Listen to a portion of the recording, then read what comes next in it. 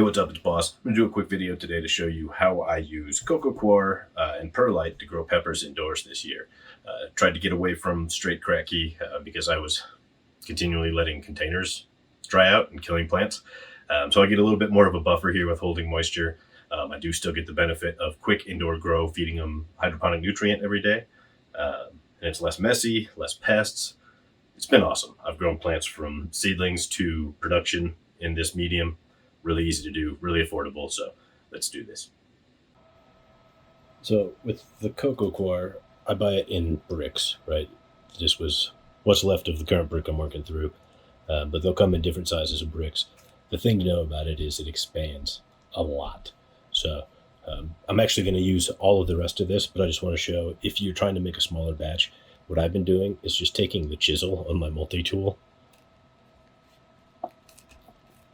working it in there, and you can easily start to kind of break off big pieces, right?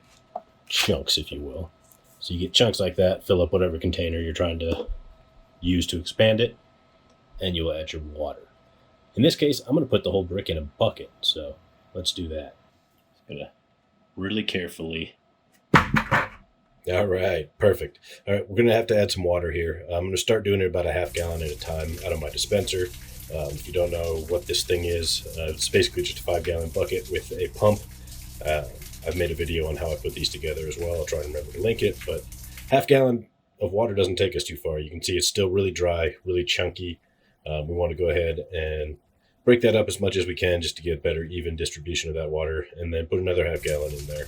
So this is about 2 gallons later. It's starting to look pretty good. You can see I've got most of the big chunks out. It's pretty easy to move through. And it's all pretty evenly moist, right? So it's kind of loamy, but this will hold way too much moisture. So we need perlite. We're going to want to use somewhere between 20 and 30% perlite. I eyeball it, right? This might be actually maybe a little lower than 20% really when you get down to it, but add a little water here because perlite does get pretty dusty, and we're going to have to mix this all up, so we don't want to be breathing all that in. The water helps. And then really it's just get back into it, right? Dig your hands in, get that perlite mixed completely throughout. That perlite will help with the aeration and the drainage of your cocoa.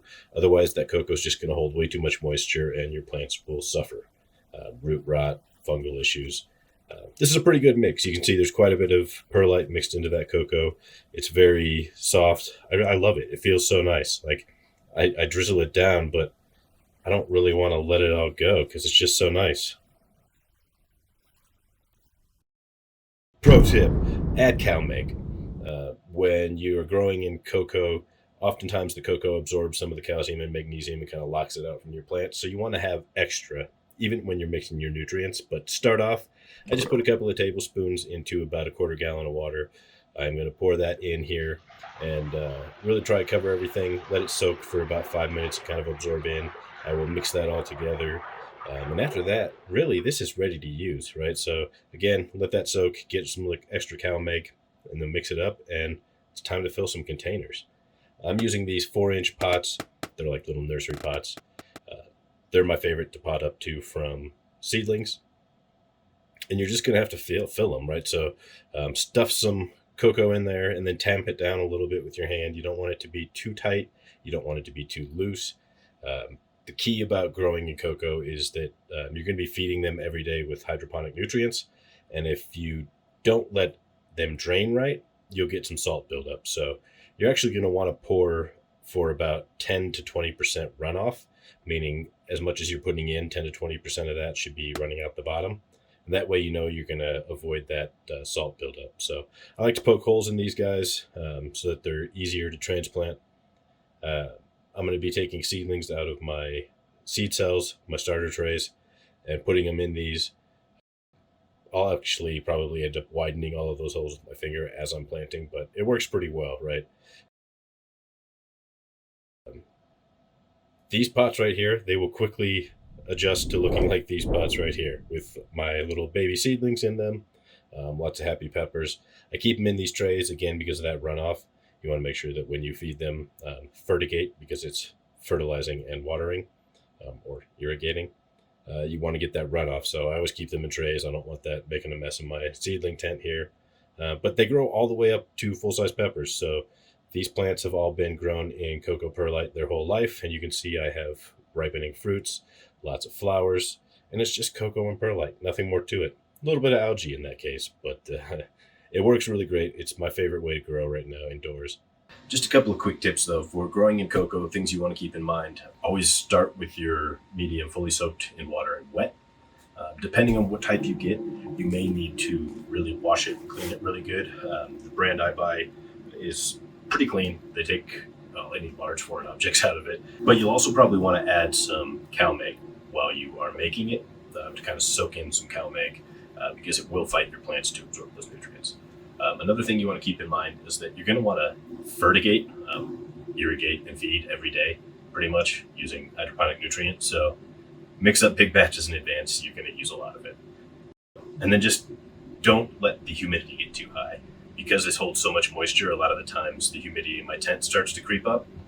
So I have to leave the top of the door open a little bit. Don't want to get too humid in there, then you're promoting fungal and bacterial things, and it's nasty. So otherwise, I highly recommend everybody tries growing in COCO COIR. Make sure you get perlite. Any perlite will do. This one actually has some nutrients in it, which I kind of like. All right, so that's it. If you like this video, please go ahead and hit subscribe, especially if you want to learn more about indoor gardening and how things go continually throughout the rest of this grow season with cocoa.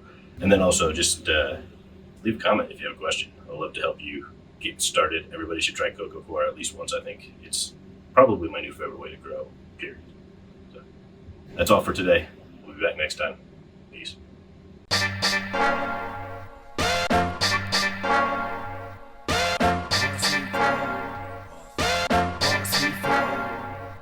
Hey yo, I grow that hotness so y'all can watch this growing journey on my way to be a botanist. I got this garden game on lock, kid. You should spice it up and grow like bosses.